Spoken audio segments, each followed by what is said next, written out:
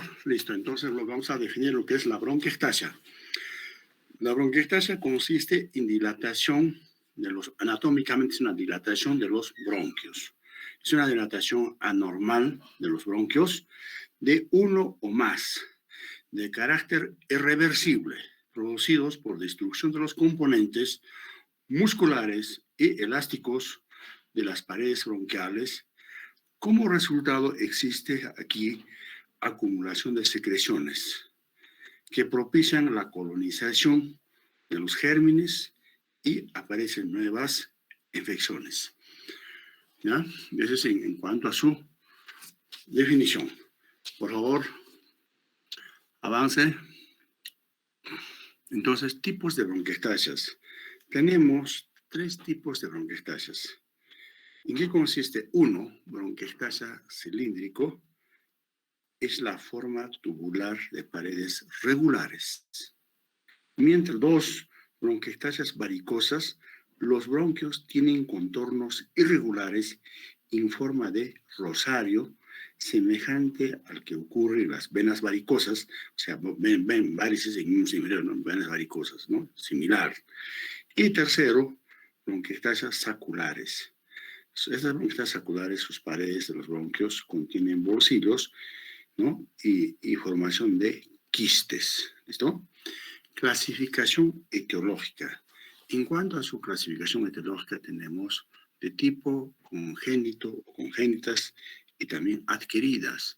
Las congénitas son más raras, como síndrome de Cartagener con K, ¿no? Cartagener, dextrocardia, aquellos que tienen dextrocardia, o sea, no está en el lado izquierdo, sino en el lado derecho. También los que tienen escoliosis congénitas, enfisema pulmonar unilateral y etcétera, ¿no? Eso entonces son las congénitas. Las adquiridas son los hechos, las adquiridas. ¿En qué consisten las adquiridas? Son más comunes o más frecuentes que están relacionados a las infecciones de vías respiratorias, ¿no? Todas las infecciones de vías respiratorias, ya sean de etiología viral, bacteriana o de tuberculosis, etcétera. Y lesiones inflamatorias locales, y otro es la obstrucción bronquial. Entonces, esas son las causas: infecciones inflamatorias locales y obstrucción bronquial, ¿no? Entonces, aquí, en estas infecciones como cuáles, tuberculosis pulmonar, lo tratamos, tuberculosis pulmonar, se ha tratado, pero nos ha dejado como secuela las bronquiectasias. Entonces son causa adquirida. Neumopatías necrotizantes, ya sea por una neumonía, por estafilococos, ¿no? O neumococos, etcétera. O de este niño, algunos han tenido antecedentes de tosferina, sarampión, ¿no? Enfermedades virales que han comprometido a las vías respiratorias. También aquí el EPOC, también enfermedad pulmonar obstructiva crónica, etcétera, etcétera. Entonces esas son las causas, ¿no? En cuanto a su localización, ¿dónde se ubica más esta bronquiectasia o esta dilatación bronquial? Las bronquiectasias comprometen más, dice, al pulmón izquierdo que el derecho. Sobre todo están en los lóbulos inferiores, o algunas veces pueden estar en ambos pulmonares, más que todo en los bases pulmonares. Pero aproximadamente un 30% de bronquiectasias pueden ser bilaterales. O sea, siguiente, por favor. Ya, inicio y evolución. ¿Cómo inicia y cómo evoluciona? Inicio y evolución. Faltó ahí la palabra y, ¿no? Generalmente las bronquiectasias se inician en la infancia. Ojo, en la infancia, en virtud de los siguientes factores. Uno, donde la pared bronquial es más débil, susceptible de compresiones. Segundo, pequeña luz bronquial que facilita los fenómenos obstructivos. Tercero, mayor frecuencia de infecciones respiratorias en esta fase etaria. En los niños, ¿no es cierto? Hay mayor frecuencia de infección. Entonces, esos son los hechos. En cuanto al cuadro clínico o manifestaciones clínicas, ¿no es cierto? ¿No? Pueden ser muchos de estos pacientes asintomáticos, pero dependen de su localización, ¿no? Donde se ha localizado la dilatación bronquial, ¿no? Extensión, gravedad y complicaciones. Hablaríamos dos aquí. En el cuadro clínico existe dos: bronquiectasias húmedas y bronquiectasias secas. ¿En qué consisten las bronquiectasias húmedas? Estos pacientes, aquellos que tienen bronquiectasias húmedas, presentan tos crónica, ¿no? Con expectoración abundante en más del 90%, muchas veces son purulentas, con predominio por las mañanas, o cuando los enfermos cambian súbitamente de posición en la cama al despertar, ¿no? Existiendo una broncorrea de más de 100 ml en 24 horas. Esta tos, expectoración, pueden ser permanentes o recurrentes. Este intervalo de síntomas no descarta hipótesis de bronquiectasia. Entonces, cuando el paciente me dice, soy tosedor tanto tiempo, o estoy botando cantidad de flema, ¿no? Entonces, ya más o menos ya me hace sospechar, digamos, que tiene sus bronquiectasias, ¿no? Segundo, las bronquiectasias secas. Un 50% de los casos presentan hemoptisis, sangre, sin la tos inclusive. Las hemoptisis son origen de la arteria bronquial erosionada, ¿no? Estas bronquiectasias secas se localizan preferentemente en el segmento lóbulos superiores. Por otro lado, es común que esas bronquiectasias dan hemoptisis pequeñas con intervalos de meses o años. O sea, aparecen, desaparecen. Entonces, siempre el paciente se asusta y ellos mismos más o menos hablan y hablan, debo tener tuberculosis, porque la que mejor, lo que voy a hacerme ver. Y también los médicos que reciben en los hospitales, ya sea en emergencia, no, este sector, donde está el sector tuberculosis, es una tuberculosis, la que está con hemoptisis, la que no me mandan. Pero en casos ya avanzados presenta síndrome de insuficiencia respiratoria crónica y progresiva, ¿no? Algunas veces cuando hay infección, entonces habrá fiebre, sudoración nocturna, expectoración mucopurulenta, ¿no? Y también puede haber cianosis, pérdida de peso, pudiendo llegar a una caquexia en enfermos no tratados y disnea progresiva laxo, ¿no es cierto? Inclusive los pacientes de fases avanzadas, entonces mírale las uñas, hay hipocuatismo digital, fases avanzadas, ¿no? No recientes. Si a estos pacientes hacemos exploración física, entonces siempre la cuestión vamos a encontrarnos, depende de la cuestión, es un cuadro reciente o fase avanzada. En avanzadas, entonces siempre la cuestión, hipocuatismo digital, ¿no es cierto? Hacemos inspección, palpación por percusión, es normal, pero si hacemos auscultación, habrá estertores subcrepitantes localizados que algunas veces puede acompañarse de roncos y sibilancias, ¿ya? Entonces, eso, hasta ahí encontramos. Ahora, nuestro diagnóstico diferencial, ¿con qué podemos confundirnos? ¿No es cierto? Entonces, con una bronquitis crónica, una tuberculosis pulmonar, absceso pulmonar, carcinoma bronquial, adenoma bronquial, estenosis mitral. Estenosis mitral también son tosedores cuando hay congestión pulmonar, ¿no es cierto? Y también hay hemoptisis, la cuestión. Entonces, esos son los diagnósticos diferenciales dentro de la clínica. Exámenes complementarios. Frente a esto, ¿qué debemos solicitar? Siempre aquí hablamos con la radiografía de tórax. Puede ser normal. Los signos radiológicos sugestivos de bronquiectasia son los siguientes.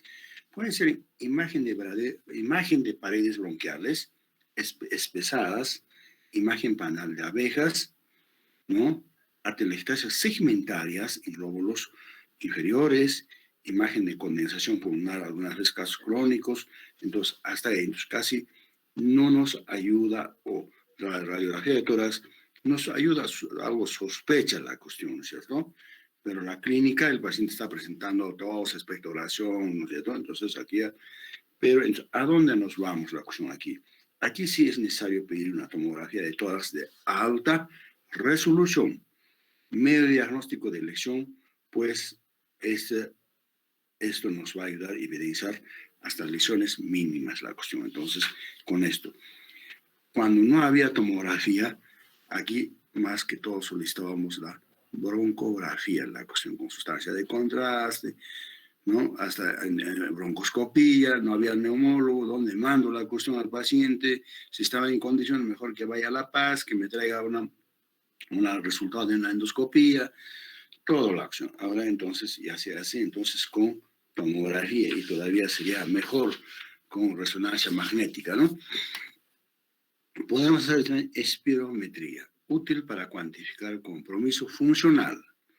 Entonces, gasenza arterial, aquellos que están en casos avanzados, ¿no? Hipoxemia y o hipercapnia en casos graves.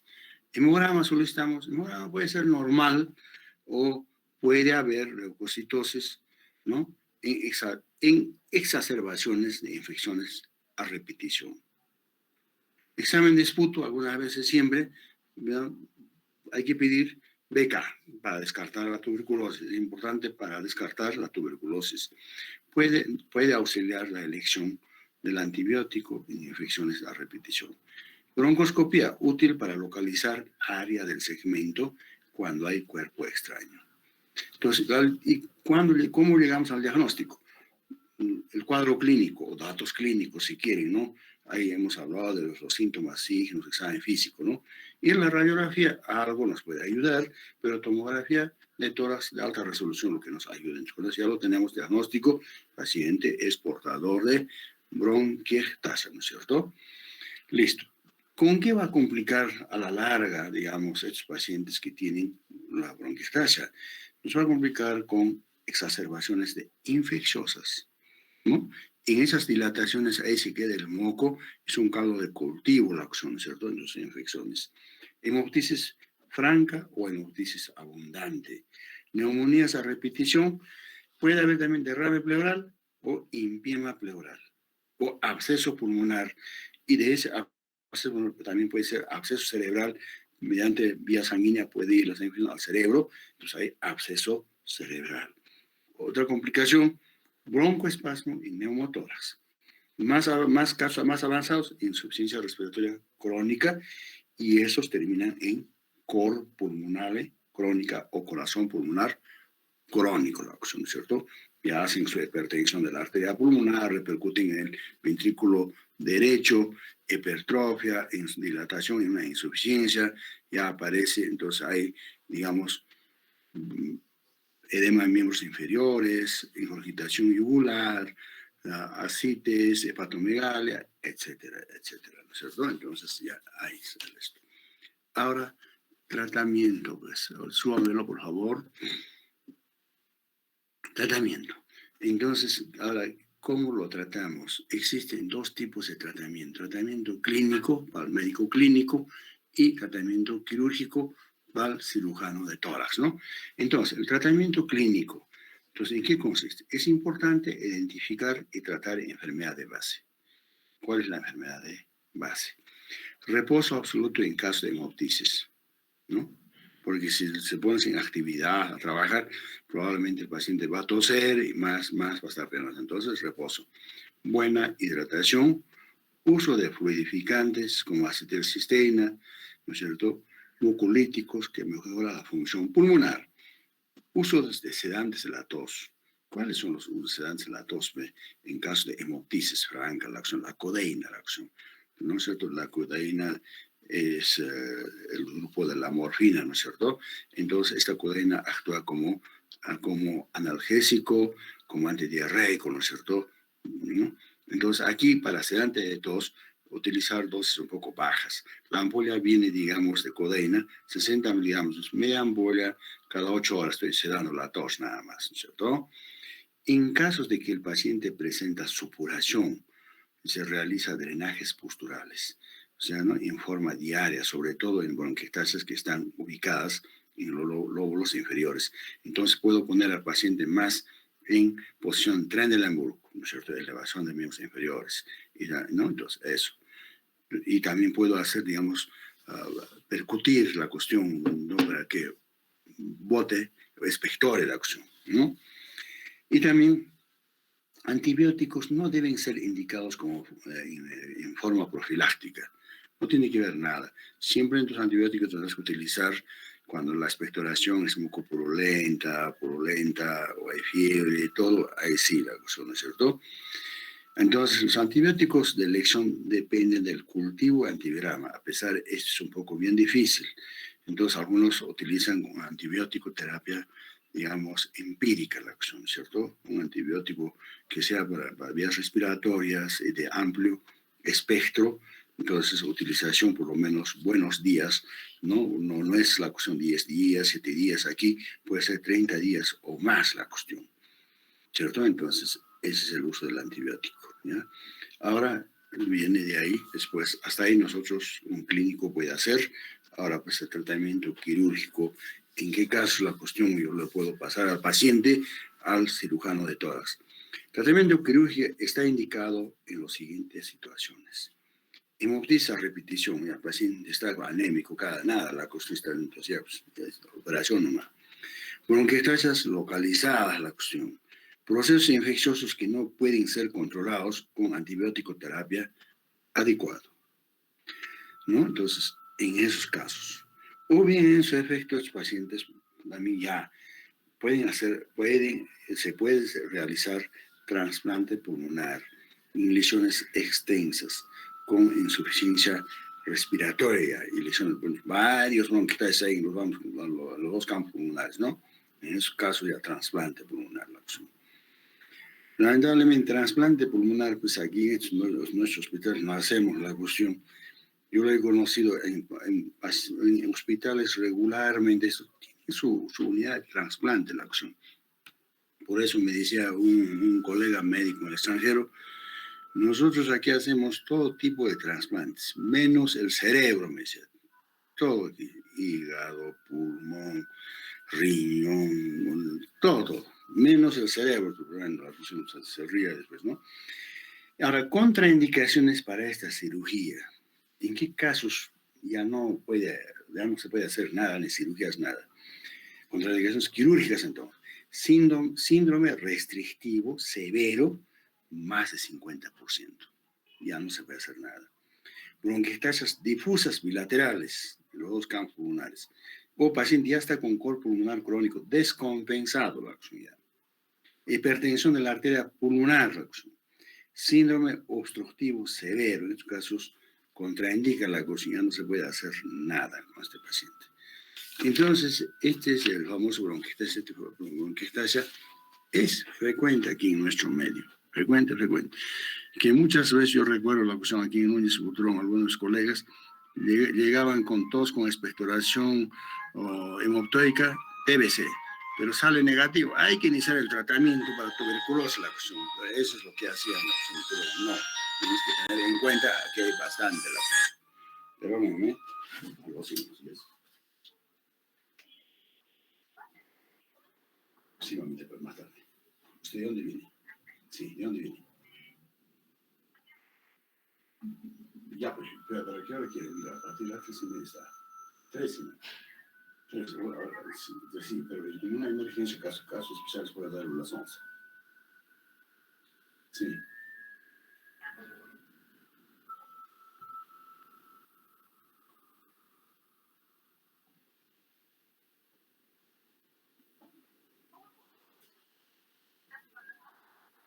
Ya, mi 20 grados, ¿ya? Hasta luego.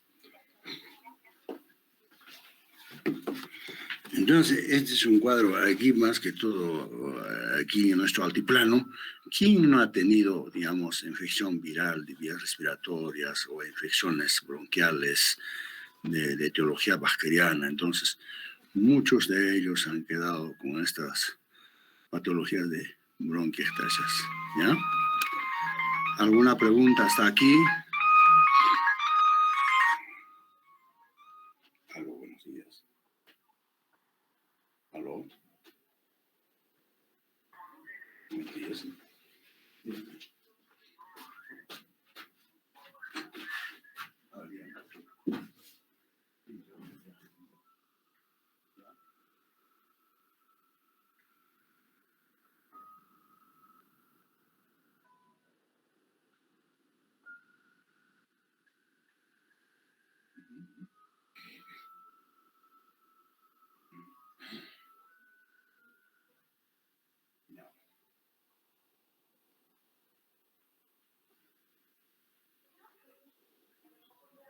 No, no, no, no. Este, como otro le dice, una vitamina C se consume mucho en la no es necesario la cuestión de cuando si uno quisiera vitamina C, existe también contenidos establecidos para establecidos, entonces lo cual tiene medio vaso de agua si quiere meter, pero no determina nada de vitamina C. Nada, no sé qué nos fortifica un poco las respiratorias, nada más. Pero no está comiendo nada inmediato y luego aparecido a veces alguien que no sabe colocar los indicados o contamina, no hace bien eso, todo, no quiero las cosas.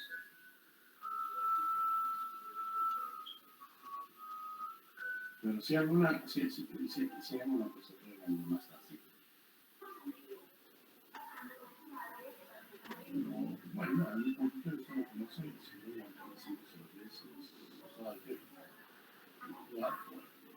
mira, a ver, a partir de las 3, pues las 11 por ahí, ¿no? O sea, se me quita, ¿eh? Por favor. Listo, salud.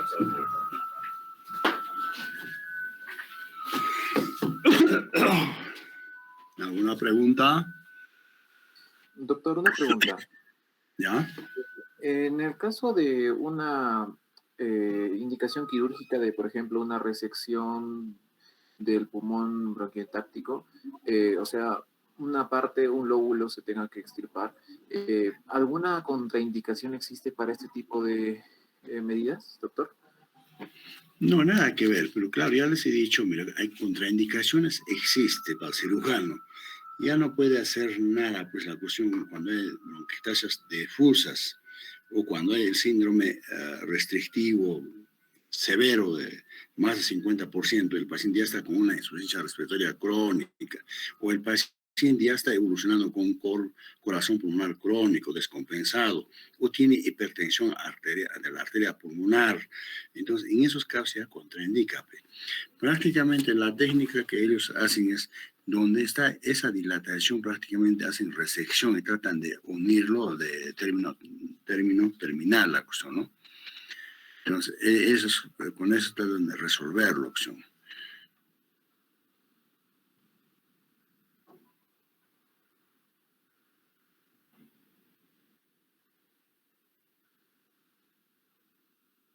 ¿Algo más?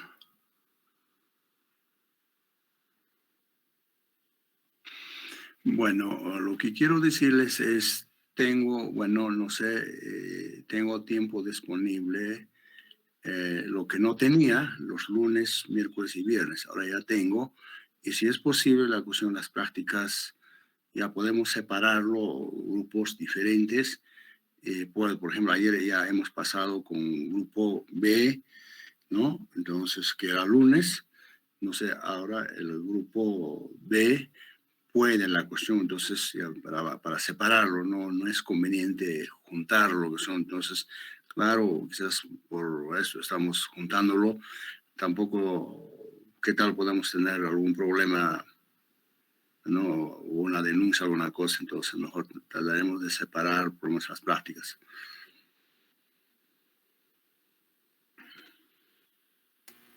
O si no, pónganse de acuerdo, por favor, su delegado que me comunique, por favor. ¿Listo? En eso quedamos, ¿ya?